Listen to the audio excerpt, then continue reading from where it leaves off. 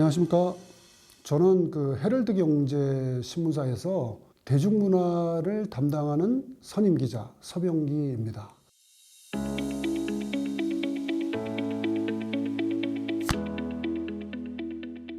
(2020년은) 우리나라 트로트 역사에서 굉장히 중요한 해입니다. TV조선에서 내 이름 미스터 트롯이 방송되고 엄청난 시청률을 기록하고 끝나죠. 거기 초대 진으로 탄생한 아티스트가 임영웅 씨예요. 그 해에 제가 임영웅 씨를 처음 봤는데 그 현장은 임영웅 씨와 입상자들을 중심으로 해서 서울올림픽공원 체조경기장에서 대국민 감사 콘서트를 열어요. 거기서 제가 운 좋게도 앞좌석에서 직접 볼 수 있는, 직관할 수 있는 기회를 얻었기 때문에 임영웅 씨를 볼 수 있었는데, 사실 그때가 굉장히 코로나가 굉장히 심각한 상태였거든요. 그래서 서울 공연이 어떤 주는 연기가 되고 이렇게 취소가 되는 경우도 있었는데요. 제가 가려고 하는 그 기간 동안에는 마침 운 좋게도 공연이 열리는 주였어요. 그래서 임영웅 씨를 볼 수 있는 기회를 얻었는데, 첫인상을 말씀드린다면 저는 편안한 후배 또는 동생을 보는 그런 느낌이었습니다. 그러니까 연예인을 보는 그런 느낌보다도 그냥 이웃집 동생, 동네에서 볼 수 있는 그런 선량한 그런 친구를 보는 그런 느낌을 들었던 것 같습니다.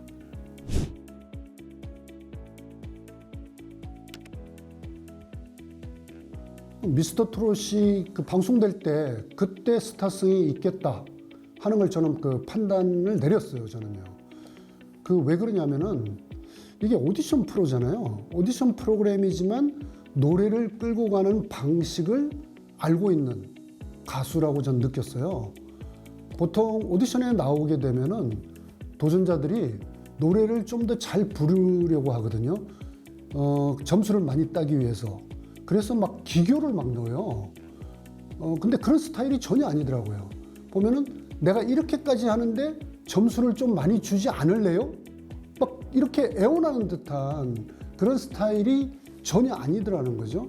그러면 임영웅 씨는 어떻게 부르느냐면요, 감성이 이렇게 흘러가는 대로 자연스럽게 음악을 끌고 가요.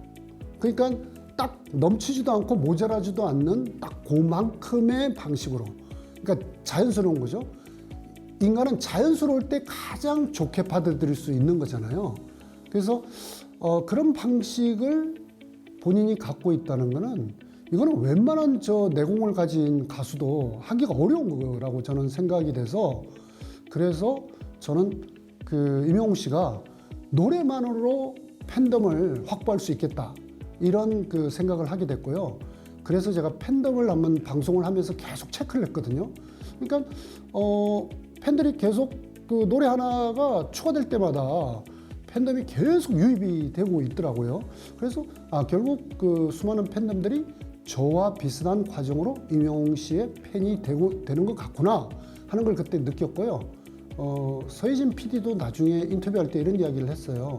임영웅 씨 팬덤은 80% 정도가 미스터 트롯을 할 때 형성이 된 사람들이다, 이런 이야기를 하는 거 보면은 임영웅 씨의 스타성은 거의 아마 음악에서 나오지 않나, 이런 생각이 듭니다.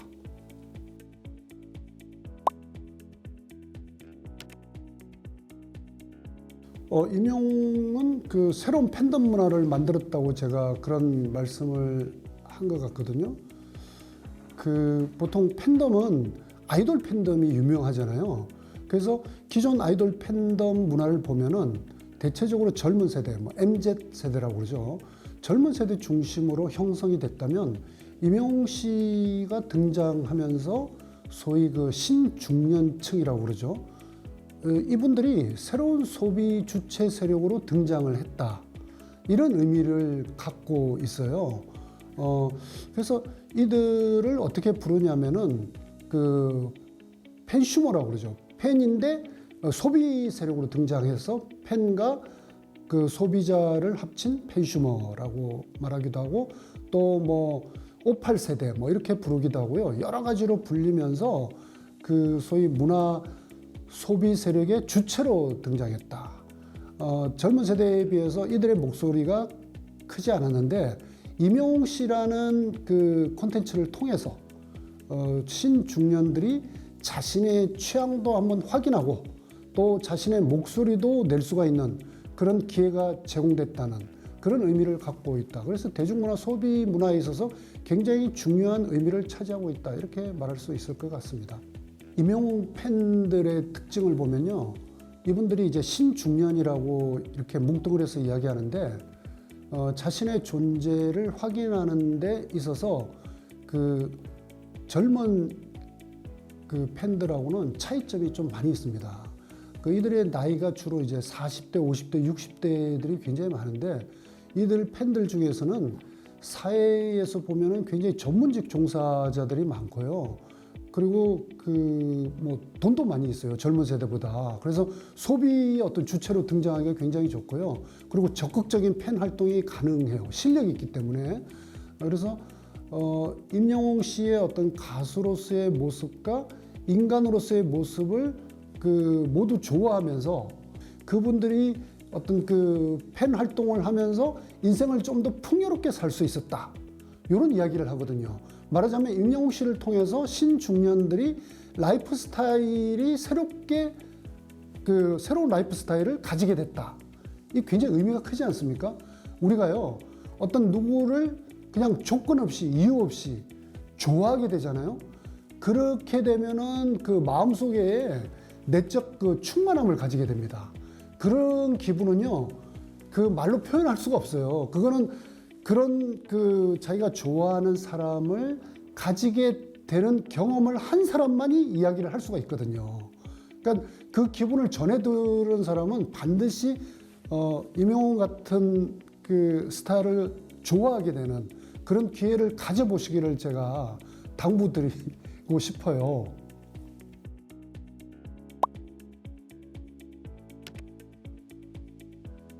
어머니를 모시고 살아온 그 착한 자식, 착한 아들 이런 이미지가 있어요.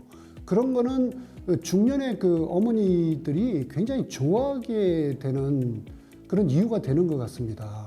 그 임영웅 씨가 팬들은 다 아시지만 어린 시절 뭐 4살 때 아버님이 돌아가셨잖아요.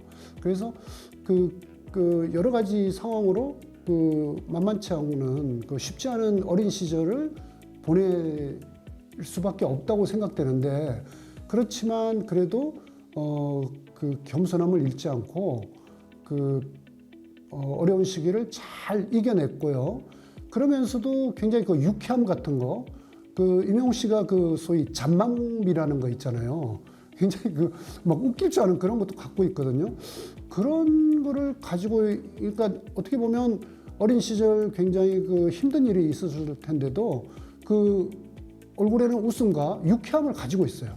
그래서 아마 임영웅 씨를 계속 알게 되면 좋아하지 않을 수 없는 그런 그 소위 한번 빠지면은 헤어나올 수 없는 그런 요인들이 저는 있다고 생각이 되거든요.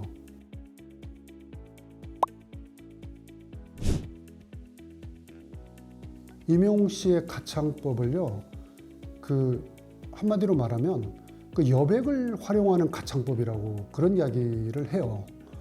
그 조영수 작곡가님도 그런 이야기를 하신 적이 있는데, 우리 동양화를 보면요, 이렇게 붓으로 이렇게 한 두세 번만 터치해도 그림이 되잖아요. 근데 그 보면 수많은 색칠을 하지 않는 그 빈 공간들이 있는데 그 여백을 활용하는 그 임영웅 씨 노래가 약간 그런 스타일이거든요. 그러니까 속삭이듯이 말을 건넨다고나 할까요? 그렇게 차분하게 부르면서 여백의 미를 잘 살려낸다. 그 지르는 창법이라고 그러죠. 절규도 하는 톤 이런 게 거의 없고요. 더도 덜도 아닌 한가위가 아니고 더도 덜도 아닌 딱 그만큼만의 감성을 사용해서 노래의 효용을 극대화시킨다고 그럴까요? 뭐 이런 그 소위 그렇게 해서 임영웅 씨의 노래는 공감력을 굉장히 높여준다. 이렇게 말씀드릴 수 있을 것 같아요. 그리고 임영웅 씨는 사실은 트로트 가수가 아니에요. 저는 임영웅 씨 앞에다가 그냥 가수다. 왜냐면요, 트로트뿐만이 아니고 발라드와 스탠다드 팝, 뭐 힙합 장르까지 뭐 두루 소화할 수 있는 EDM 장르까지 하거든요. 그래서 뭐 수많은 음악 장르를 다 소화할 수 있을 정도로 음악적인 스펙트럼이 매우 넓다고 할 수 있고요. 그러니 듣는 사람 입장에서도 임영웅 씨 음악은 지루한 경우가 거의 없어요. 너무 다양하게 그 어떤 예측하기 좀 어려운, 뭐 심지어는 임영웅 씨가 이런 노래까지 할 수 있을까 하는 그런 쪽에도 도전을 하거든요. 그래서 아마 임영웅 씨는 앞으로도 뭐 어떤 도전을 할지가 굉장히 기대가 많이 되는 가수다. 그래서 임영웅 씨의 노래에 대해서는 사람들이 관심을 가지고 좋아할 수밖에 없지 않나, 이런 생각을 합니다.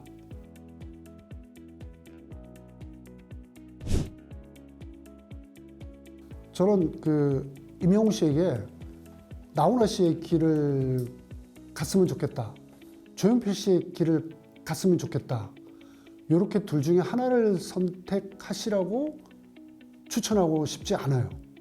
왜냐하면 임영웅 씨는 노래의 어떤 장르적인 소화력이나 이런 게 너무나 다양하기 때문에 임영웅 씨의 그 방식을 따르라고 말하고 싶어요. 뭐냐면 트로트만 주로 부르는 가수도 아니고요.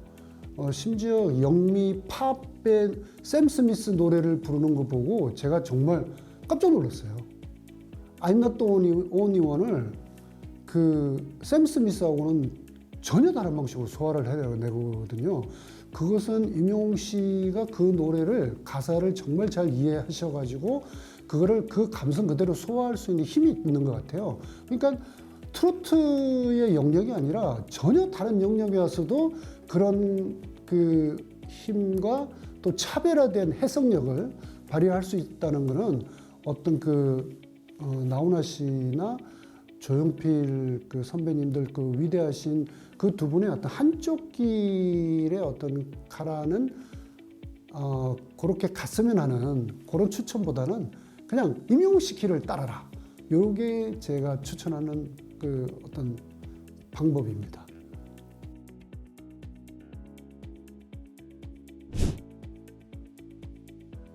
임영웅 씨는 파도 미담만 나오죠. 보면은 임영웅 씨가 자신을 철저하게 관리하는 모습이 보이긴 합니다. 왜냐하면 유명해지기 전과 후에는 이제 자신의 행동이 어느 정도 영향을 미치는지가 달라졌다는 것을 본인이 가장 먼저 알 거예요. 아마 그래서 관리하는 모습을 보이고 있지만 팬덤과 함께 그런 미담이 어떤 확산되고 이런 게 소위 성장하는 것 같거든요. 그러니까 팬덤과 함께 서로 주고받는 상호작용이라고 생각을 하는 것 같아요. 그래서 임영웅 씨가 바르게 살려고 노력하고 있고 또 팬들은 그런 임영웅 씨의 모습을 보고 임영웅 씨라는 우산 아래에 모여서 좋은 일, 선행을 하고 있죠. 그렇게 주고받는 선행이 선순환 구조가 만들어져서 지역적으로는 우리나라 전체 울릉도까지 제주도까지 이렇게 다 가 있잖아요. 그러면서 좋은 일을 하는 것들이 소위 전국의 네트워크화가 되고 그러면서 선행의 어떤 메비우스 띠라고 할까요? 그러면서 끝없이 이어지고 있거든요.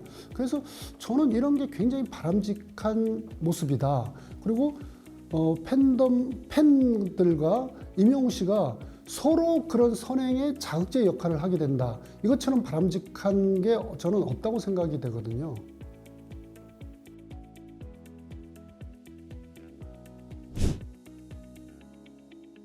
임영웅 씨는요, 방송 프로그램, 오디션 방송 프로그램으로서 떴잖아요. 근데 이제 그 후에는 방송 프로그램이 잘 나오지 않아요. 그분의 관심은 오로지 음악에 있기 때문에 음악 외에는 다른 데 시간을 투자할 시간이 없어요. 그러니까 좋은 노래와 다양한 콘텐츠가 계속 나오고 있거든요.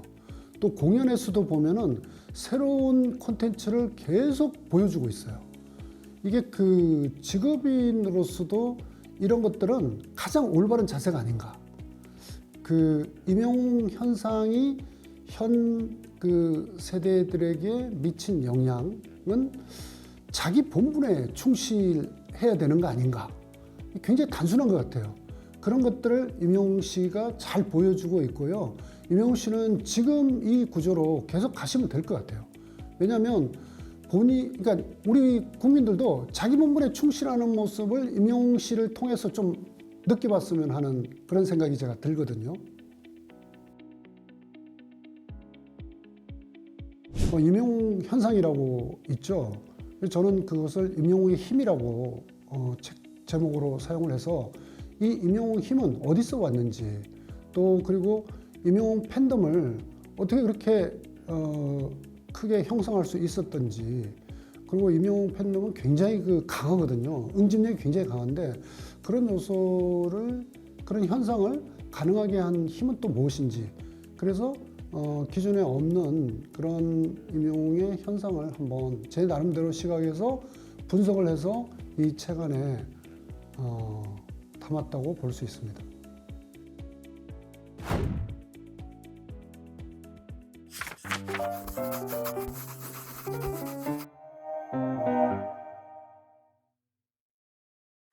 안녕하세요. 저는 조달청에서 32년 시설지 공무원으로 근무하였던 저자 박양호라고 합니다.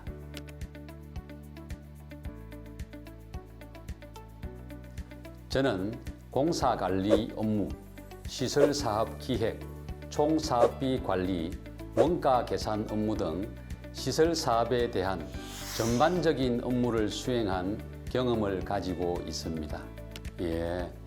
한마디로 요약하면 제가 건설인의 명예를 걸고 시설 사업을 한치의 실수도 없이 성공리에 완수하기 위해 근 20년간 장기간에 걸쳐 검토 정리하고 실행해 오면서 성공적으로 시설 사업을 완수한 저의 노하우를 공유하고 싶었습니다. 저도 그동안 정부 공공기관 건설사업 공사관리 감독 업무를 수행하면서 처음엔 수많은 시행착오를 겪었고, 건설사업관리단과 시공사, 하도급 업체, 작업자가 소홀히 하여 시공 중 실수를 범해 많은 난관에 봉착한 경험도 있었습니다. 세월이 지난 지금 이를 미연에 방지하는 공사관리 방법을 알게 되었고, 이제 더 이상 우리 건설관리인들이 저와 같은 시행착오와 공사 중 난관에 부딪히는 일이 발생하지 않도록 공사 단계별로 시방서 법령 행정처리 사항 등을 한눈에 쉽게 이해하고 정확히 공사 관리하는 방법을 알려드리고 싶었고, 이 책을 통해 건설인 모든 분들의 공사관리 전문성 강화는 물론 건설에 입문한 기술인들이 건설 현장을 떠나지 않고 즐겁고 쉽게 업무를 수행하는 데 도움을 드리고 싶었습니다. 시중에 분야별 전문성을 담고 있는 건설 관련 책들이 많이 발간되어 있지만, 건설 현장 관리자분들이 착공부터 준공까지 각 공사 단계별로 무엇을 지시하고 무엇을 검토 확인하여야 하는지에 대한 종합적인 공사 관리 방법이 수록되고 실무에 바로 적용할 수 있는 서적은 이 책이 처음일 것입니다. 우리나라 법령들은 각 국가기관별로 산재되어 있고, 시방서는 이해하기 어려운 부분이 있습니다. 또 법령과 서적에 나와 있지 않는 행정처리에 많은 분들이 어려움을 겪고 있습니다. 이 책은 건설 현장에서 실수가 발생된 부분과 실수를 범하기 쉬운 부분 위주로 정리하였고, 또한 행정처리 업무 중 공사 관계자분들이 잘 이해를 못하는 부분, 실수를 잘 범하는 부분 위주로 정리되어 있습니다. 아울러 모든 감사의 대상인 설계 변경 등 중요 행정 처리 업무에 대해 이 책에서 설명하는 기준과 절차대로 따라하면 쉽고 적법하게 행정 처리할 수 있도록 자세하게 설명되어 있어 행정 업무 처리에 큰 도움이 될 것입니다. 이 책은 다른 책을 보지 않아도 공사 단계별로 쉽게 공사 관리 업무를 수행할 수 있는 일종의 로드맵인 마스터 플랜이 정리되어 있습니다. 또한 건설에 입문하는 초급 기술자 분들도 쉽게 이해할 수 있도록 각 공종별 시공 순서 등 사진을 첨부하여 가독성이 좋아 쉽게 이해되고 어려움 없이 기술력을 배양하는 데 큰 도움이 될 것으로 기대되는 책입니다. 이 책은 그동안 성공적으로 사업을 완수한 저의 조달청 공사관리감독 노하우를 공개하는 책이자 건설 현장의 마스터 플랜이며 시중에 판매되지 않는 실무적인 공사관리 기법책이기 때문에 국가 및 공공건설 사업에 종사하시는 건설인 모든 분들과 실질적으로 건설 사업을 진행 중인 모든 관리자분들이 참고하시면 큰 도움이 될 것입니다. 대학교 건축공학과 학생들을 비롯한 초급 기술자 분들이 건설 현장을 전반적으로 이해하고 기술력 배양에 큰 도움이 되는 책입니다. 공사 단계별 키포인트를 알게 되면 앞서가는 행정으로 중단 없는 공사 추진은 물론 효율적인 공사비 활용, 무사고 건설 현장 구현, 공사 관계자들과 오해 없이 원활한 업무 협의가 가능하기 때문에 하자가 발생되지 않고 설계서보다 우수한 품질의 시설물을 완공할 수 있습니다. 또한 어떠한 감사에도 지적받지 않고 원활한 사업 추진과 우수한 시설물 완공이 가능해져 준공 때 수요 기간을 비롯한 모든 분들이 기쁨을 나눌 수 있습니다. 그렇게 된다면 무에서 유를 창출하는 우리 건설인들은 이 사회에서 비난의 대상이 아닌 존경의 대상이 되고 우리 건설인 모두의 자부심을 지킬 수 있기 때문에 공사 단계별 키포인트는 꼭 알고 계셔야 합니다. 이 책은 32년간 시설사업 전반적인 업무를 수행하면서 수많은 고민과 연구를 통해 검토 정리하고 또 건설 현장에서 실행하면서 성공적으로 사업을 완수한 경험의 결과물입니다. 이 책을 꼭 한번 구독해 보시길 권유드립니다.